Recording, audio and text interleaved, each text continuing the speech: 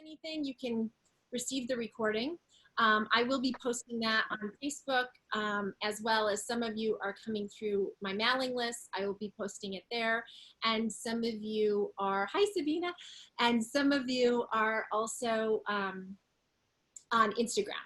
So we're gonna get started. I'm Danielle Demchuk, and I just want to welcome you all here today. And then Phyllis, this is Phyllis Quinlan, Dr. Phyllis Quinlan. She's here with us to shed some light from her experience of being on the front lines, and as well as being a coach, a transformational coach. And I will do an introduction also later on to really give you the nitty gritty on Phyllis. Okay, so let's go ahead, and the way that's going to work today is I'm going to do a short little yoga section. So we're just going to start to be embodied. You can sit in your chair. I'm going to stay in my chair. We're just going to start to clear the mind by entering the body. So you can go ahead, and I'm going to just move my chair a little bit over here so you can all see me. And I'm going to move a little bit like this. And then we're going to go into the interview that we have, an exciting interview with Phyllis. And then we're going to jump into a nice self-compassion meditation to just start to drop in a little further. So let's get into our bodies first so we can clear our minds and start to just get embodied.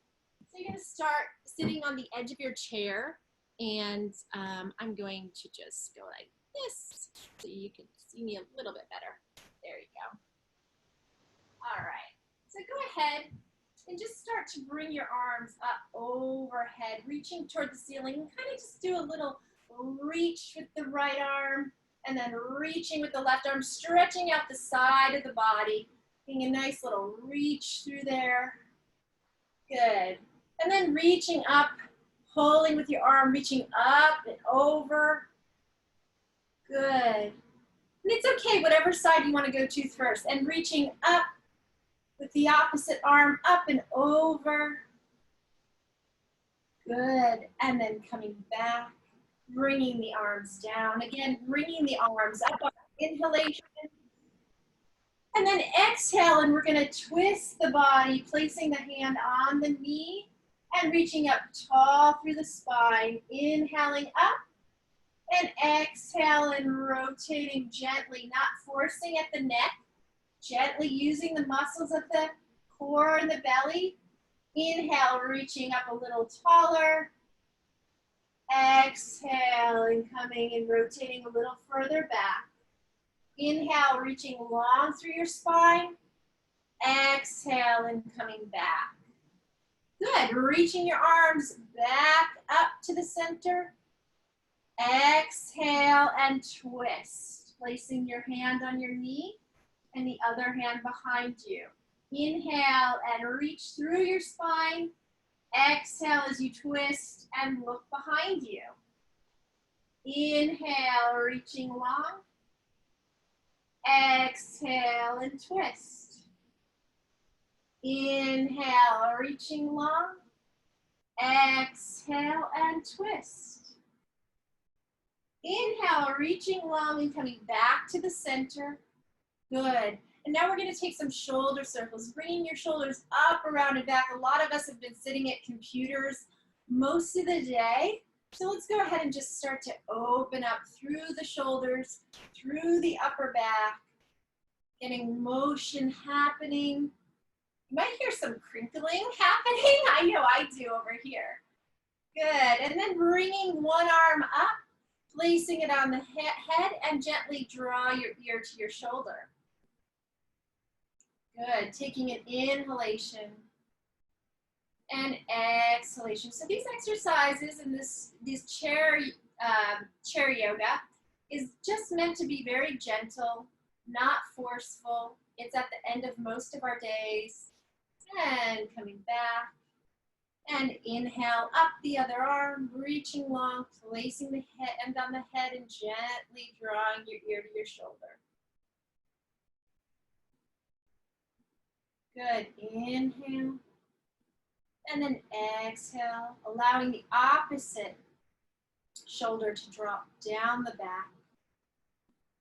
And then coming back. We're going to start to bring the arms down, reaching the arms up to the ceiling. And then we're going to just bring them down, letting the palms reach towards each other. And then you're going to straighten through the back of the arms, reaching the fingertips to the ceiling as you root through your tailbone. And exhale, coming down. Inhale, reaching up. And then this time you're going to come all the way forward. If it's touching your shins, that's fine. You're going to hang forward. Good, allowing your back to stretch out. And then coming back up, inhaling up. And arms come back up. Exhale, coming back down. Inhale, reaching back up. Exhale, and come back down. Inhale, reaching back up. And bringing the arms down by your sides. You're going to place your forearm on your thighs. You're going to gently rotate, placing your other hand on your sacrum or your lower back. And you're going to rotate your head gently to the ceiling. If that's too much, just keep it straight forward. You're going to gently look up. You're not cranking your neck.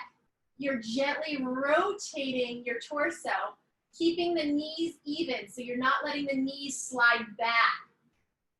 Inhale, reaching long through the spine and the chest. Exhale, you're going to twist into the exercise. Inhale, reaching long. Exhale and twist. Inhale one more time. Exhale and twist a little bit more. And then inhale, coming out of it. And back up to neutral. You're going to take your other arm, place the forearm on the thighs, and place the other hand on your sacrum. If you want to go a little deeper, you can take your hand up to the ceiling. So you're going to inhale as you twist. Exhale, making sure your knees stay aligned. Inhale and twist. Exhale and rotate. And inhale, reaching long. And exhale to rotate. Inhale, coming back. Up to neutral. You're going to now go ahead and place your ankle on top of your knee, sitting up nice and tall. So this is a seated pigeon. And you're going to lift up nice and tall. You can hold on to your bench or chair. You're going to lift up nice and tall. If this is enough of a stretch for you, you stay here. For those that want to go a little further, you're going to inhale. And then you're going to exhale, keeping a straight back, coming forward. Good, you're going to feel that. The straighter your back, you're going to feel that in your hip, that the leg is crossed. Inhale. And going a little further. Exhale. Inhale. And exhale.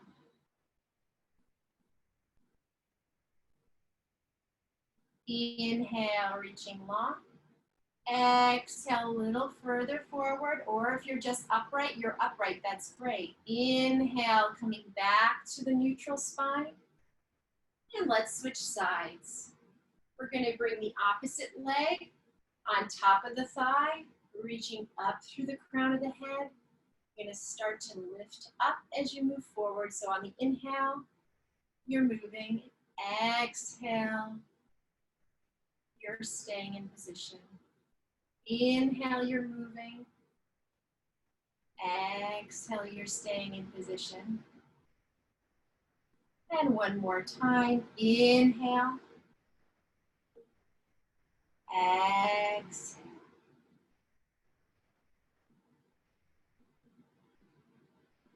Good. You're going to inhale, coming back up to neutral. And let's just finish off with one more gentle yoga stretch. You're going to extend your right leg and place the heel on the floor. You're going to start to, with that neutral spine, arching the back, coming forward with a wide chest, getting a nice stretch along the back of your leg. And you're going to take a deep inhale here. And if you want to go further on the exhale, you can go further. And then you can start to round forward if you'd like. And you can place your hands on the ground or on your shin or on your thigh. It's up to you. And you're just going to hold there. Inhale. And exhale. And one more. Inhale. And exhale. Good, reaching long through the spine. Coming back up. We're going to replace the right foot with the left, or whichever one you had front. Switch up. And you bring your nice foot and heel forward, sitting up nice and tall. Your hands can remain either to your sides or on your thighs, that's fine. Inhale, reaching long. Exhale, starting to come forward. Inhale, reaching long. Exhale, coming forward. Inhale, reaching long. Exhale and start to round forward now. So you can round forward. I'm just coming up to watch you. Yep, and make sure. Yep, that's it. And then inhale, reaching long through that straight back as you come back up to seated position. And we're just going to close the eyes for a moment, just taking in how you feel in your body now. Just with that little bit of gentle yoga movement from your chair.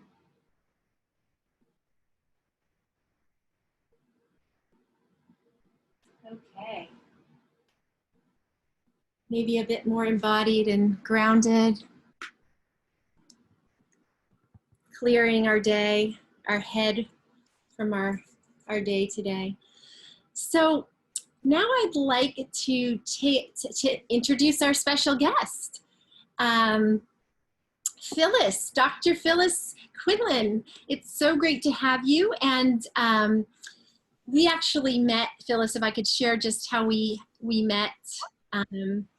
We actually met in a class that we took on positive psychology in our certification program that we did around positive psychology with Dr. Dan Tomasulo and Jen Corey.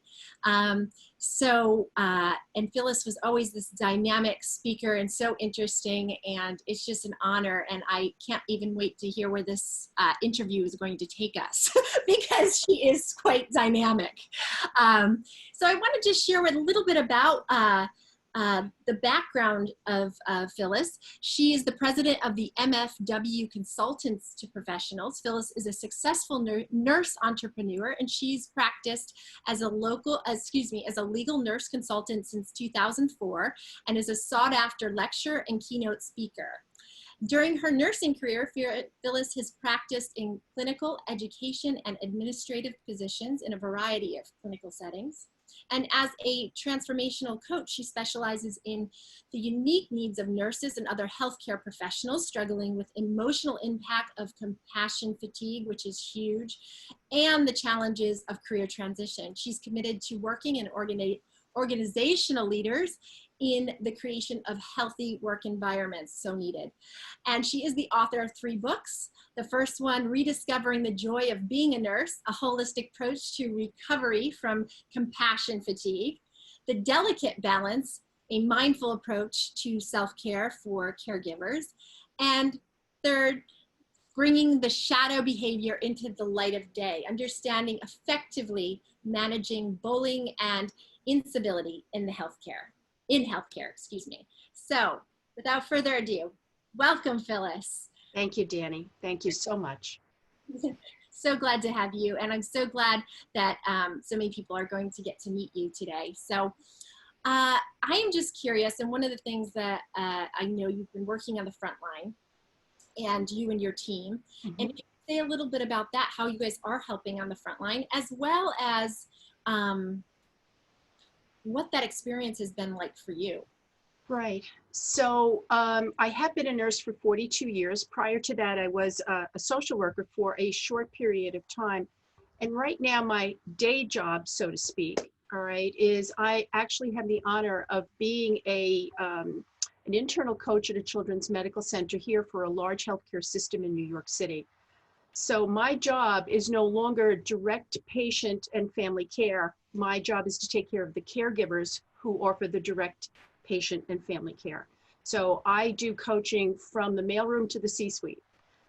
So it's really my whole focus is to build resilience, increase awareness, help to develop emotional intelligence, which I think is one of the gateways into resilience.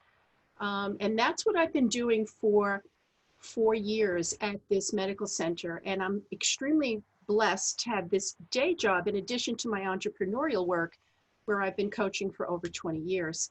But, you know, I had this amazing executive at the hospital who said, you know, I have nurses who give chemotherapy to 3-year-olds every day. And if they aren't at risk for caregiver fatigue, I don't know who is. So you have to come on staff and you have to be with us and you have to kind of help us maintain our connection to what we do and our resilience.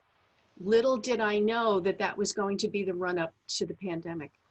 Little did I know that it was going to take 4 years of working in a healthcare, literally healthcare facility, to start to get people, especially professional caregivers, comfortable with acknowledging that they need to be cared for themselves, with acknowledging that they need good self-care, that they can't give from an empty vessel, that, you know, they have to improve their emotional intelligence. We've spent the better part of the 40 years of my professional career working on academic achievement and honing clinical skills and becoming extremely knowledgeable and clinically competent.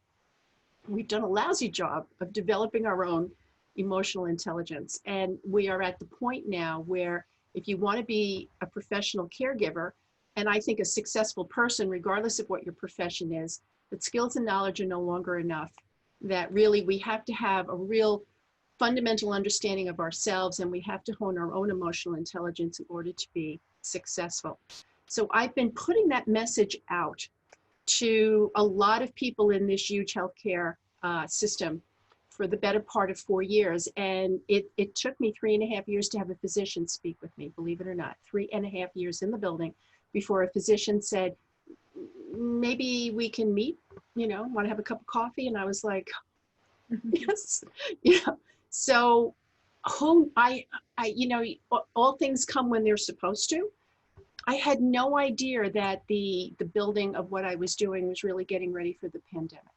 So when you say I'm on the front lines, I am on the front lines in the sense that I am still there trying to make sure that the frontline caregivers are having a place that's safe and having a place that's resilient. We're about 6 or 7 weeks now into the first reported death in Washington State. And since then, it's been like the marathon gun went off, okay? Everybody has been extremely focused on setting up enough beds, identifying places where we could take care of patients. Our governor here in New York mandated that all of the administrators maximize or increase their bed capacity by 50%. So for instance, if you work in an organization that has, you know, 300 beds, you need to gear up to be able to take 450 patients, all right? That you would have to increase your bed capability by 50%. It's an extraordinary thing. You've seen places in New York have to, and across the country, set up field hospitals and identify off-site areas. Here in New York, the Comfort, Ship Comfort docked. We also use the Jacob Javits Center and various places. Boston's using I believe it's a soccer field, and they made so that kind of momentum has been going. You know, where are we going to take care of these patients? How are we going to staff it? So we've been recruiting literally internationally to get people to help us take care of these patients. And then of course, where are we going to get the equipment? Everything from ventilators, as reported in the news, to personal protective equipment. Unfortunately, or fortunately, I'm not sure, the so-called curve is starting to flatten. which means now that things are starting, and in that flattening, the preparedness part of response to this pandemic is pretty much taken care of itself. It's all up and running. It's a flywheel that's in constant motion. And things are now settling into, believe it or not, some semblance of normal. Now, definitely a redefinition of normal. Maybe some semblance of an identified routine as a better definition as opposed to normal, because I don't know if we'll ever get back to normal. But the point I'm trying to make is the response that I am now mounting and my team is mounting is that people are in a place now where they're no longer, where the chaos is starting to settle. And there are moments now where you can start to permit yourself the opportunity to get in touch with your feelings and to get in touch with your emotions. And this is where our work is going to begin. And that is something that professional caregivers don't do well. In fact, we practically taught it out of them, because those of us who have taught medical professionals and other healthcare professionals, whether you are certified or technical or licensed, you've all been taught at some point the concept of professional objectivity. And professional objectivity allows you to take care of your patient and then do the things that we need to do, whether that is giving an injection, suturing something, doing something invasive, or coding somebody. It allows you to do what you need to do without becoming emotionally involved so that you can give it your best clinical thinking. You can almost, you're compassionate, but you're cutting off your heart-head connection long enough to think your way clinically through things and offer this person, your patient, the best of your academic and skill toolkit. And it, without getting so emotionally involved that you can't think or you can't act. And that's really where your team has come in and where you have come in. Right. So we've done such a great job of teaching people that, but because that gets effective in blocking you, it's a very effective, the way we taught it, in being able to block your ability to feel you're in the moment when it's uncomfortable or impossible to feel and act. A lot of our professional caregivers have taken that skill and they apply it far too much in their lives professionally, and far too much then it spills over into their personal lives. And then there is this reluctance to get in touch with your emotions, this reluctance to get in touch with your feelings. And then if you add on to that, I don't know where this came from, but we are horrible to one another in the sense that if a professional caregiver shows some emotion and shows some feeling, they are almost questioned as being, well, are you made for this? Are you good enough for this? Are you broken? Maybe you need to take some time off, as opposed to recognizing that people need to get into their emotions, feel their emotions, lean into their emotions, process them in a healthy manner so that they can continue to have a head-heart connection. And over the years, we've told them not to have a head-heart connection, or we've been extremely judgmental when people display a head-heart connection. And then we pretty much tell them, swallow your feelings, suck it up and get going. And then we wonder why burnout happens. Yeah. So right now, I honestly believe that I've been given this blessed opportunity to lay the seeds over the last 4 years with my holistic nursing team, to say to people, self-care is important. Okay, you've had a hard week, come and have some Reiki. You've had a hard week, maybe get a 15-minute chair massage. All right, you just took care of a patient for 3 weeks and now we've just lost them. They've gone to the universe. They've transitioned back. Well, why don't you come off the unit for a little bit and sit down and have a cup of tea and just listen to some, comfortable music. And we were getting them to the point where they were accepting that as part of what they needed to do to stay in the game. And then the pandemic hit. Wow, even more so why they need it now, right? Exactly. So what I've been doing now is we've been very much wanting to jump in and start offering sanctuaries. And, of course, with personal distancing, we can't do the chair massage. We have to do a distance Reiki, meaning I can't be 6 inches over over the person I'm giving Reiki to. I have to be 6 feet away, or 8 feet away. So we're modifying how we're doing this, but we're just starting to find that there is now an opportunity. We offered all of those things, and it was like nobody came. But it wasn't because they weren't interested, it's because they couldn't. There was no time to come. Yes. There was no opportunity to come. Our intentions were benevolent, but the timing was wrong. Now we're starting to do that. So I'm working with leadership to try to raise awareness about what to expect from these wonderful heroes as far as behavior displays are concerned, because when you are going through something traumatic, you have this opportunity to be aware of it and turn it from, as we've learned, Danielle, turn it from post-traumatic stress into post-traumatic growth.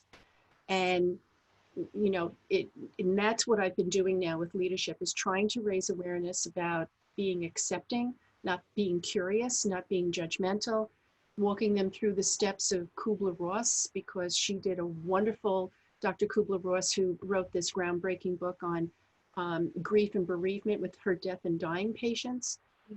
The steps are easy to understand, and you can see them start to manifest and just create a culture within the nursing units that is accepting. And that sounds like an easy lift, but it's not, because that's not the way we've been raised all these years. We've been raised to be quite judgmental. So with that being said, and we're going to talk about resilience and some of the things that you actually work with, correct, with the nurses.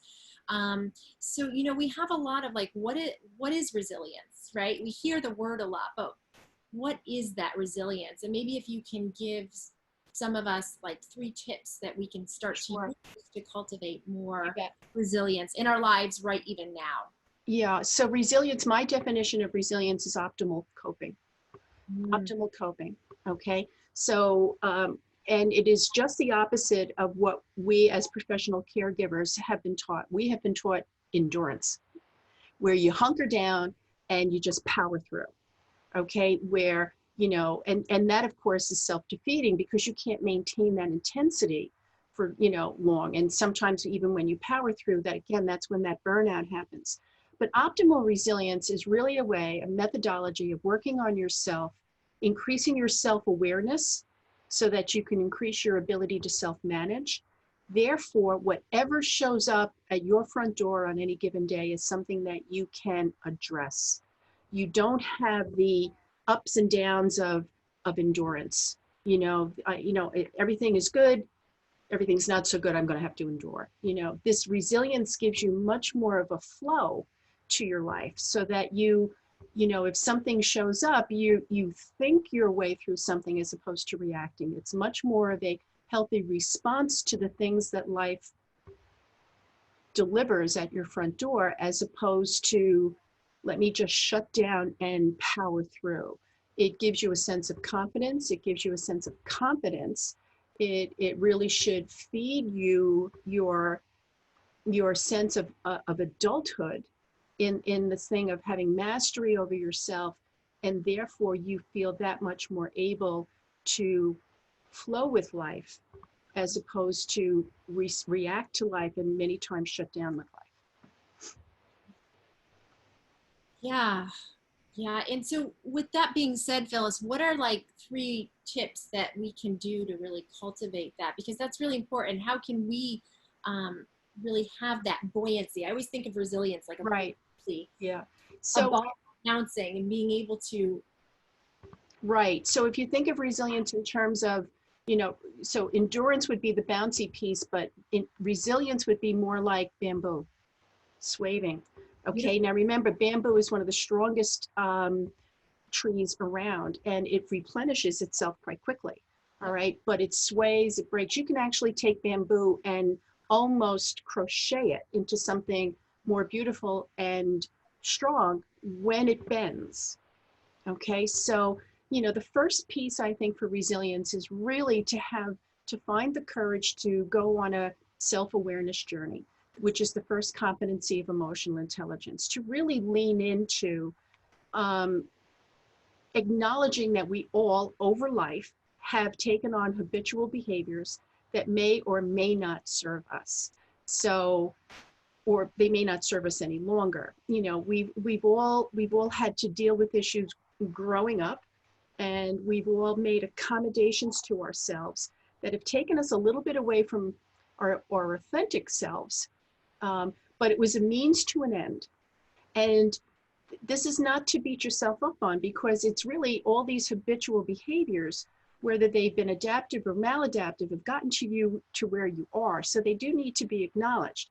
Maybe your fear of failure has gotten you, you know, to an executive level. Maybe your sense of abandonment has made you have a life where you are, you know, enriching people like you are right now in circles, you know, that you are offering yourself. So there are things that motivate us to do things that we should not hide from, but we should acknowledge and lean into.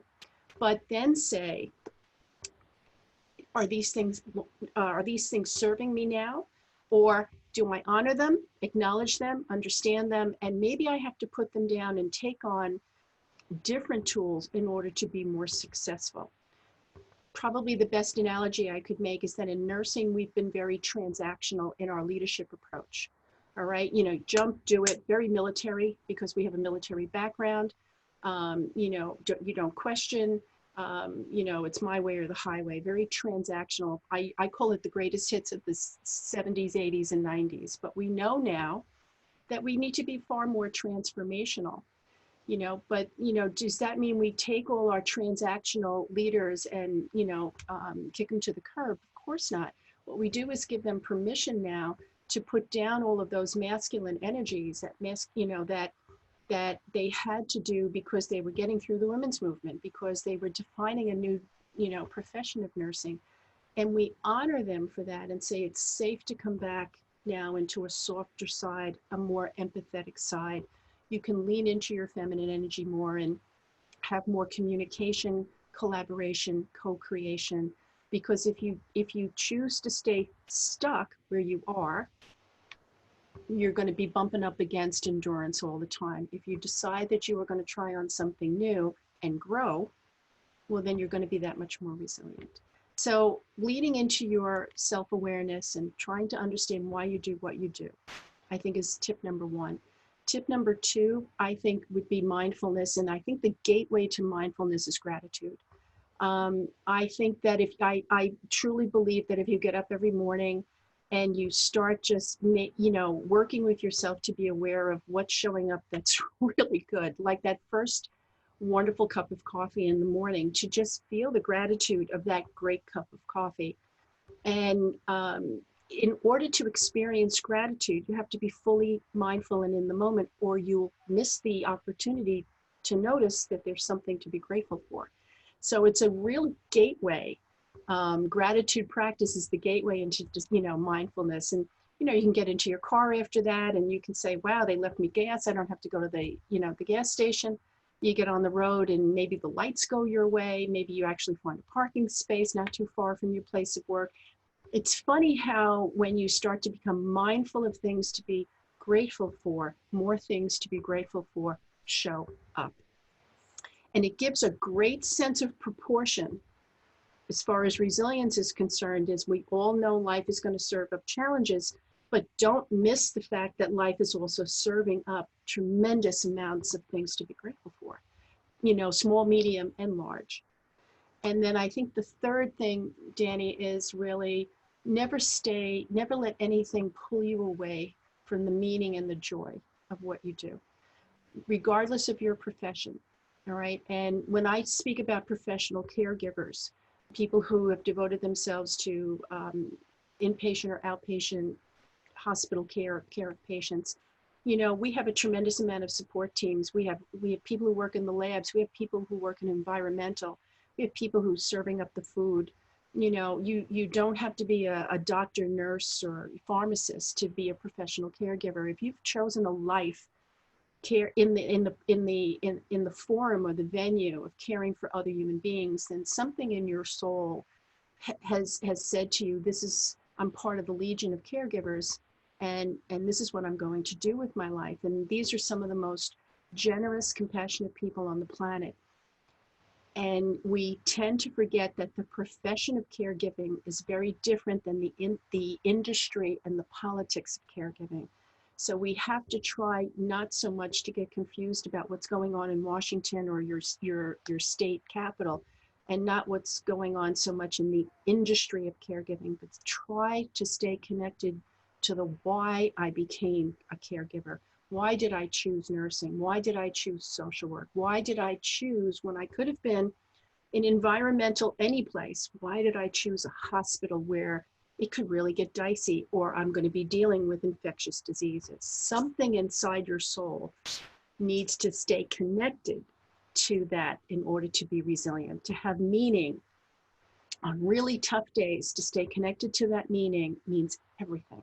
And even like you're saying, if you're not a caregiver, making sure that you're staying connected to whatever that regardless of whether you're, yeah, you know, so I know we have an educator, Kira is in education, you know, and I'm sure there are times that, you know, I think anyone at one point will say to themselves, what the heck was I thinking?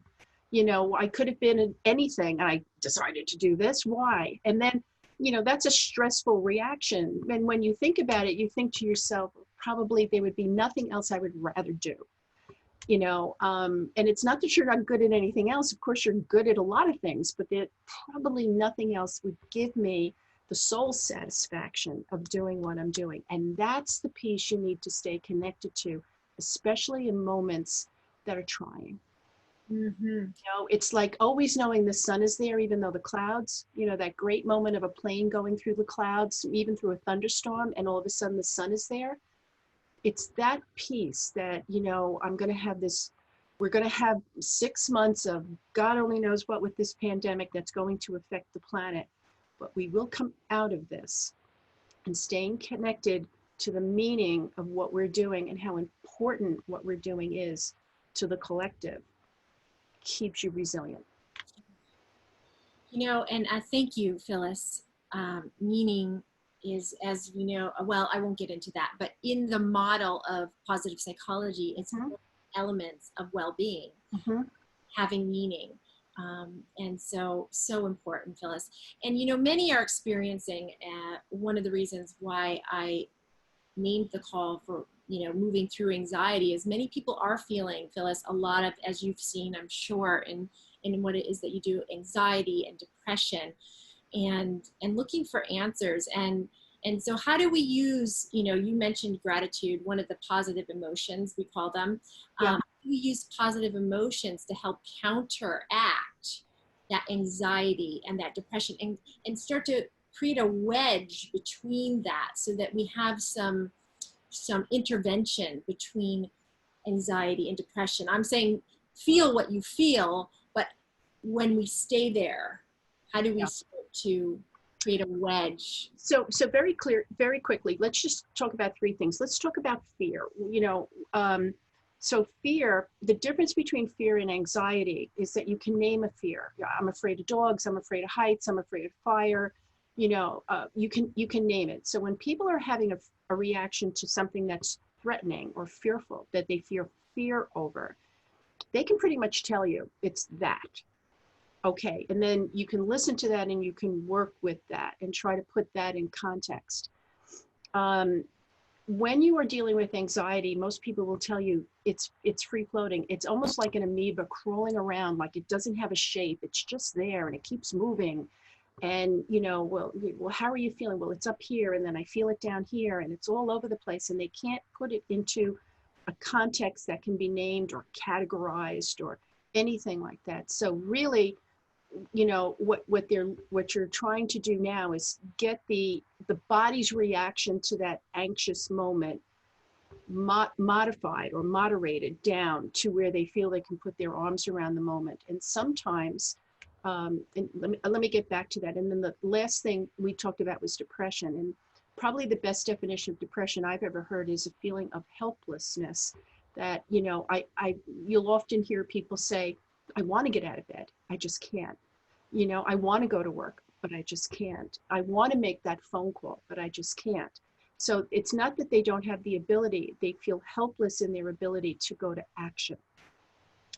So with fear, you hopefully name the fear and you can work with that. Okay, with anxiety, what I find is I try to give a transfusion of my coping skill and my sense of calmness to the person I'm working with, so that if you can breathe and, you know, I know it sounds so simplistic because I've seen some horrific anxiety reactions, but there is a neurobiological mechanism in our body that, you know, 3 to 5 good, you know, what I call 7-11 breathing, breathing in for 7 seconds, breathing out for 11.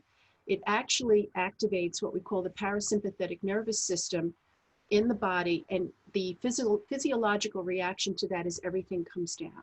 Your breathing comes down, your heart rate comes down, your blood pressure comes down. And because that epinephrine or adrenaline is not surging through your body at rapid rates, now the person can hear you, and maybe we can start to work through what triggered that anxious moment and put some context around it. With depression, you have to be careful that you're not dealing with clinical depression that obviously would need the, you know, the aid of licensed therapists or physicians. All right, but we're all a little depressed now as we're starting to, pardon me, try to figure out how we're going to get back to normal. And I think one of the ways to work through depression is to be open to it. It's to feel it. And then it's trying to go from groundlessness, you know, a feeling that I lost something and I don't have a steady place to put a foot, to a place of, let me just pull back and see the bigger picture just a little bit, because maybe there's an opportunity to recreate something that is somewhat very new and very different. And this is going from that post-traumatic stress into that post-traumatic growth, where now I'm no longer depressed because I'm grieving. I'm now thinking about, what is my future going to look like? And what are the action steps I can take to do that? And feeling no longer helpless, but moving from a place of helplessness to a place of action that then can kind of take you into a place of faith, meaning faith in yourself, you know, faith in the future, faith that you have gotten through so much in your life already. There's every reason to believe you're going to be able to call on that same inner strength to get through this. Mm-hmm. Thank you. Yes, so really being able to, what I'm hearing is, what is that one action that you can take to be able to move forward? So when you say take that action, what is that one little thing that I can do? Maybe Dr. Dan Tomasulo was talking about hope, and one of the things he mentioned is just like that one dish. I can wash that one dish. That's right. But Dan would also say that if you're going to deal in hope, which please God, every one of us starts to deal in, he says that there is no hope without action, right? So that hope is an active emotion, yes, right? And that usually when we have hope, we're going to do something in the hopes that the outcome will be better, shifted, or whatever. So again, it's a wonderful way to go from helpless and hopeless into a place of action and feeling a new sense of mastery over something that was terrifying before. yes, yes. Brilliant, brilliant. And one of the things that I wanted to ask you, Phyllis, is what is it that you do in your own well-being practices that really helps for you to be more resilient yourself during this time? Well, I guess, you know, it's oddly enough, you know, I am an old hippie with a doctorate. So, And, my Irish Catholic mother would have none of it. So I was a closet hippie, so, and a closet Buddhist. So, I've been into being a hippie wearing, Catholic school uniforms and being Buddhist wearing Catholic school uniforms since I'm about 15 or 16. So I finally come out, Um, the biggest piece of how I stay connected is I really get connected with my roots in understanding energy. And whether that is the energy of an environment, and I'll start feng shuiing my environment. I'm a feng shui master, so I've studied it for years, and I start to put that energy around me. You can see I've got my crystals on as we talk, right? Beautiful. So that's one thing that I do. I clearly have my meditative practice and my Buddhist studies. And again, Buddhism is a philosophy, it's not a religion. And then probably acknowledging that I was born to be a caregiver. This is my mission. This is, I'm very connected to the reason why I've incarnated in this life. So, I study a lot. I'm a lifelong learner, and I always look for new ways to learn, to increase my tool bag, to be able to offer those people who come to me, listen to me, or, invite me to speak, that I have at least something to offer someone who showed up. And I feel that obligation to keep to keep my knowledge base fresh and not be complacent, and lean into my own sticky stuff, because working through your own baggage is the only way to be able to develop the empathy and the compassion that we're all sharing in this human experience. So the more courage I can find in myself to lean into my own stuff and, please God, successfully navigate it, the more ways out of caves I can find to share with other people. So, Dr. Kubler-Ross talks about, when she talks about successfully transmuting grieving and bereavement, she talks about denial, anger, bargaining, depression, and then acceptance. She came up with 5 pieces. I think there's a 6th. And I think that 6th is when whatever shows up in your life and you have to go through those steps of grieving and coming to the acceptance of your new reality, then you really have healed and you really have gone to post-traumatic growth if you can take that wisdom and share it. It's in the sharing that the real healing happens, the real renewal happens, and that the real growth for you and potentially everybody else can happen. So I think there's actually 6 steps. No deference to Dr. Kubler-Ross.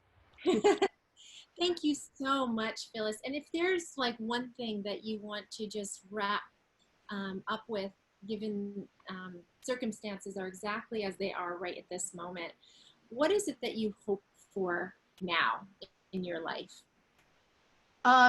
What I hope for now is that we really do take what's happened seriously and not just at face value. I hope that we realize that Mother Earth is furious with us and literally has sent us to our room to think about what we have done to this planet and how are we going to re-enter in a more respectful way. I think that there's a time also to realize that even though we've had our faces in our phones forever, and you might have 2 kids in the back seat literally texting each other as opposed to talking to one another in your car, I think that the fact that we have been distanced from one another in many cases now says that we actually need to have human connection. I think the universe hit the pause button long enough for us to reflect and rethink what we would like this decade from 2020 to 2030 to be remembered for and how we would like to rebuild from these kind of phoenix ashes. And I hope everybody goes for the highest good and the things that serve the light. Mm. Truly do. Thank you. Thank you so much, Phyllis, for coming in, taking the time out of your busy day. I know how swamped you are right now, and I so appreciate you sharing your heart with us, your wisdom with us, and really what helps people to move through anxiety and depression right now, some things that they can access within themselves. Mm-hmm. So thank you for being with us. You're very welcome. You're very welcome. And please feel free to share my email if anyone has questions. Yes, please. I do want to open it for maybe 1 or 2 questions. We are going to run over if that's okay with everybody. I have a gentle little meditation. We're going to only go over about 5 minutes. Mm-hmm. If anybody has any questions? Sure, Kiera. Can we unmute Kiera? Is that possible, Tara? Okay. Hi. I just wanted to quickly go back to something that you mentioned. You talked about 7-11 breathing. Was that 7 seconds in and 11 seconds out? That's right, Kira. And Okay. it sounds easier than it is because For yeah. 7 seconds. So, you know, even when we did the yoga with Danny to begin with, because I had been sitting pretty much, and we're notoriously shallow breathers, I found myself, because I was actually inhaling deeply, I was yawning, and because and it looked ridiculous, but it was because I was really moving air in through. So it's a slow 7 seconds inhaling through your nose, and a gauged kind of 11-second exhaling through your mouth, pursed lips, and doing that 3 to 5 times. You can do that before you go to sleep. You can do that when you're feeling anxious. If before you go to a Board of Education meeting, I promise you, you want to do this. And maybe when you come out of that Board of Education meeting, you may need to do this, all right? So it's a great way of giving your body a chance to come down so you can get your arms around your physical response to what's happening, so that the next thing you say or the next thing you do will be consistent with how you want to portray yourself. Thank you so much. You bet. Anybody else want to have a question or? Okay. Oh, Anne! Annie! Hi! Hi, so, I work primarily with prenatal and postpartum women, and I'm wondering if you've noticed any trends in those units, in labor and delivery and in postpartum, postnatal units, with care providers being, as you said, more connected to their own kind of sense of well-being and less militant, more empathetic. Yeah, you're talking about the caregivers being less militant, I imagine, not the moms, right? Yeah. Yes. Yeah, that's that old wonderful sense of control that we all have, because there's nobody in professional caregiving that doesn't have a third chakra issue. All right, we're all control freaks, right? But that's because of the amount of responsibility and accountability that we have. Yes, exactly. And and especially the nurses. You think the doctors have a tremendous amount of responsibility, but the nurses kind of get it from above, and they get it from the doctors, and then they get it from the families. They're really squished in the middle. First, our reaction to mother-child in all of this was safety. So in many cases, we actually closed in-house birthing and we went to outhouse birthing, so that we transferred deliveries out to our outpatient clinics, and we moved the clinics to someplace else. That was our first reaction. Then, of course, with our mother children that are a little bit more high risk, we had to have them inpatient. So I'm sure you have heard in the news that we had what is known as COVID units, right? Which means they were dedicated, and you had patients who were positive for COVID or highly suspected of having COVID on those units. Well, we had whole wings of hospitals, not a unit, whole wings of hospital that were non-COVID, that we would, definitely put mother babies in, okay? And then I think, did it soften everybody?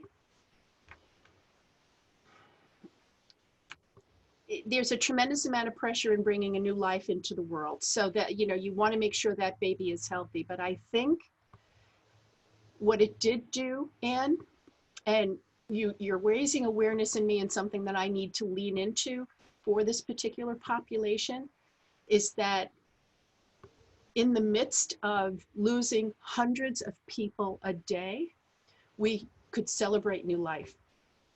Mhm. What a gift. What a gift. What a moment to put in context, to realize that we did not have the control to be able to help everyone through COVID. Obviously, hundreds of people, thousands of people have died. But in that moment, there was a moment of pure hope and pure faith for the future. And it was this new life coming in. So I want to thank you for your question, because I have homework to do now for this particular group. Thank you. Thank you so much. So can I just put a plug in for my Instagram? Of course. And actually, Tara, I think, can also write it in the chat. That'd be great. So I would love for you all to follow me on Instagram. I post a daily dose of resilience, usually before 8 a.m. Eastern Standard Time. And that would be the @ ask Dr. Phyllis.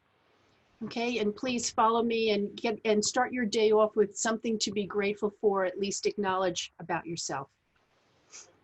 Thank you so much, Phyllis. So those that can stay, if it's okay, we're just going to take another, we'll end at 6:40.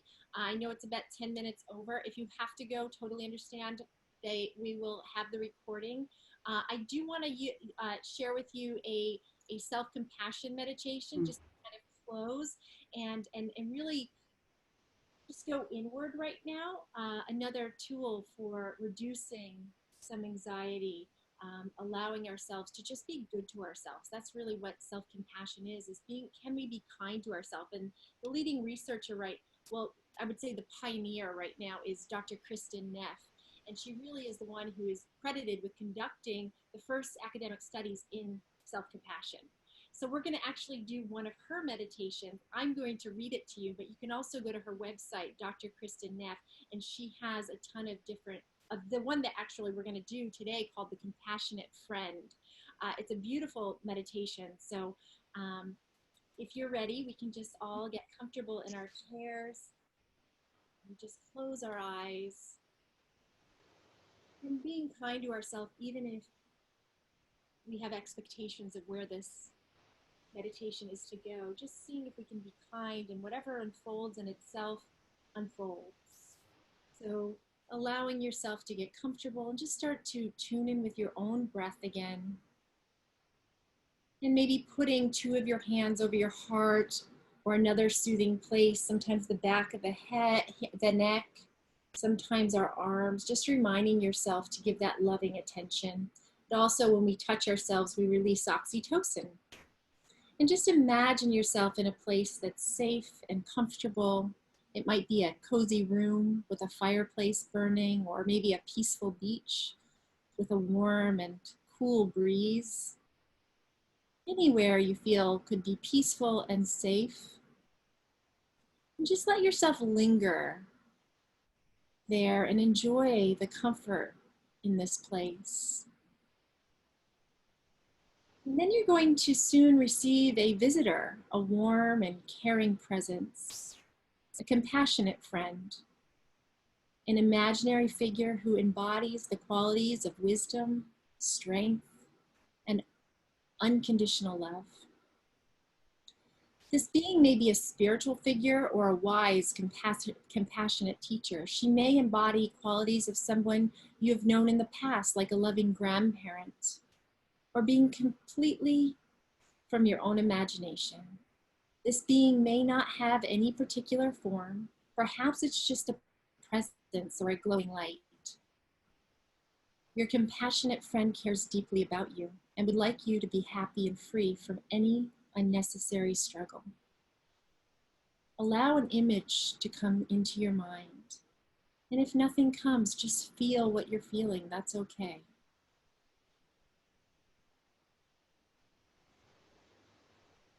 You have a choice to go out from your safe place and meet the compassionate friend, or to invite them in. Just take that opportunity now if you'd like.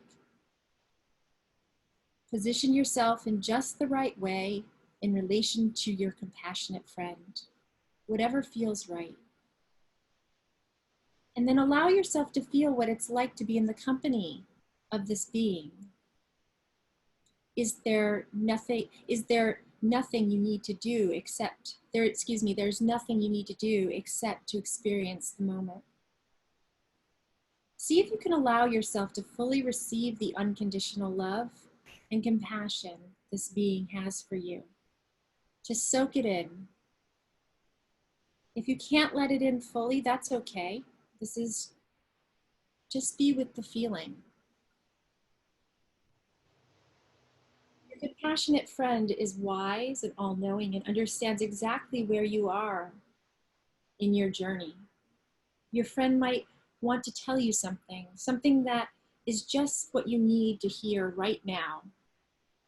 Take a moment and listen carefully to what your compassionate friend has come to say.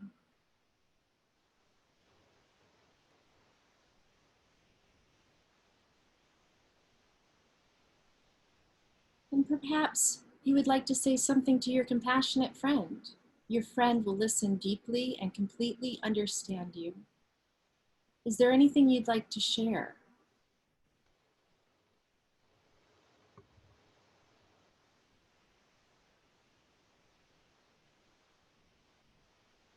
Your friend may also like to leave you a gift, a material object.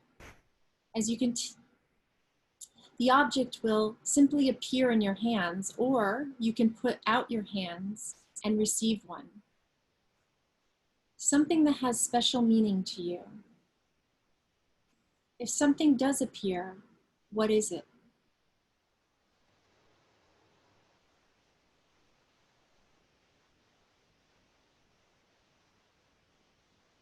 Now take a few more moments to enjoy your friend's presence. As you continue to enjoy this being's good company, allow yourself to realize that your friend is actually part of yourself. All the compassion you feel, the images you see, the words that you experience flow from your own inner wisdom and compassion.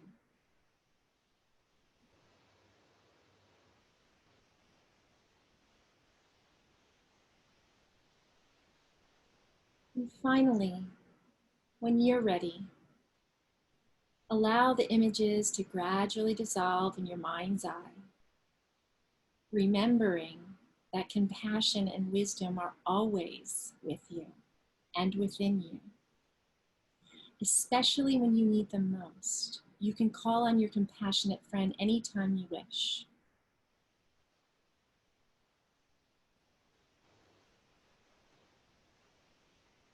Now settling back into your body and letting yourself savor what just happened.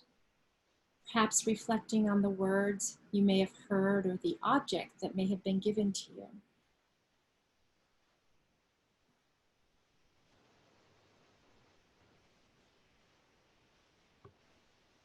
And finally, let go of the meditation and allow yourself to feel whatever you feel and to be exactly where you are and as you are. Gently start to allow yourself to let the light back in through your eyes and coming back into your room and into your space. And backing back into the chat when you're ready.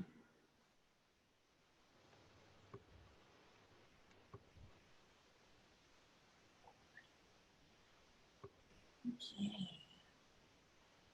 So you can do that meditation at Dr. Kristen Neff's website. She has a recording of that exact compassionate friend meditation. So that's a Could you spell that for us? So that sure. Do you want me to write it in the chat box? that'd be great. That'd be wonderful. Okay, great. I can do that. Yeah, Dr. Kristen Neff. So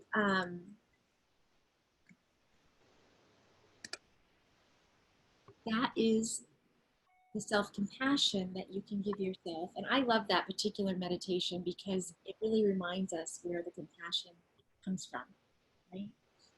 For me, that I like it for that. But so I want to again thank Tara so much, who has been our wonderful moderator. She has saved the day with the technology. I could have done this without her. I also want to thank everybody here who came and showed up, and it's just such a delightful and wonderful to really connect with most of you I actually know, and now I've met Kiera, so that's lovely. Kiera, it's nice meeting you and having you here. And Phyllis, our special guest, thank you so much. No, my pleasure, my honor. And sharing your wisdom with us. It was just a touching experience, and thank you for all that you do, and the nurses that you work with, and really helping to share emotional intelligence that you're. Thank you. Thank you. Okay, everybody, thank you so much, and I hope that you have a little bit more peaceful evening tonight. Thank you. This was beautiful. Thank you. Nice meeting everybody.